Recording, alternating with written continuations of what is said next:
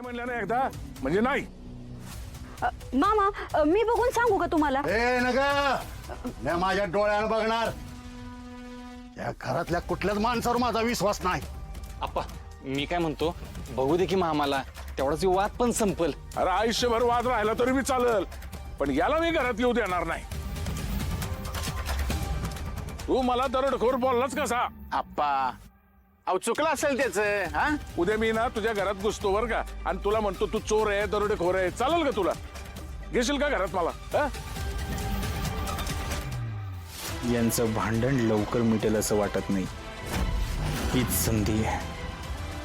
आत्ताच जाऊन माधुरीची dead body पुरतो म्हणजे परत जर हे शोधायला पाठीमागे आले आणि त्यांना जर डेड बॉडी दिसली तर मी विनाकारण अडकीन. नाही नाही नाही हे नाही झालं पाहिजे.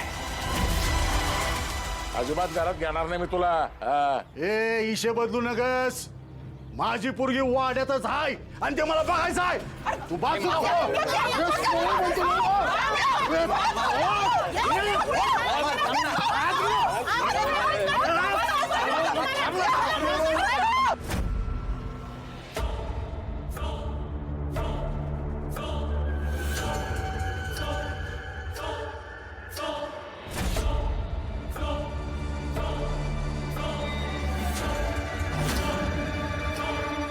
इथे एक खड्डा खणून उपयोग नाही.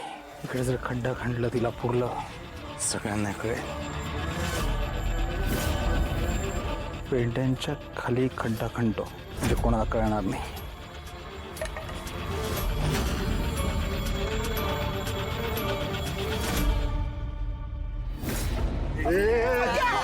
जीव गेला तर चालेल पण मी आज जाणार. आता मी तुझा जीवच घेतो. थांब. माझी पोरगी कुठं आहे सांग. मला नाही माहित. अरे तूच लपवलं असणार आहेस. अहो तुम्ही तरी थांबवा की यांची भांडणं. तुम्ही दोघे एकमेकांना सोडा. ए मामा सर मागे.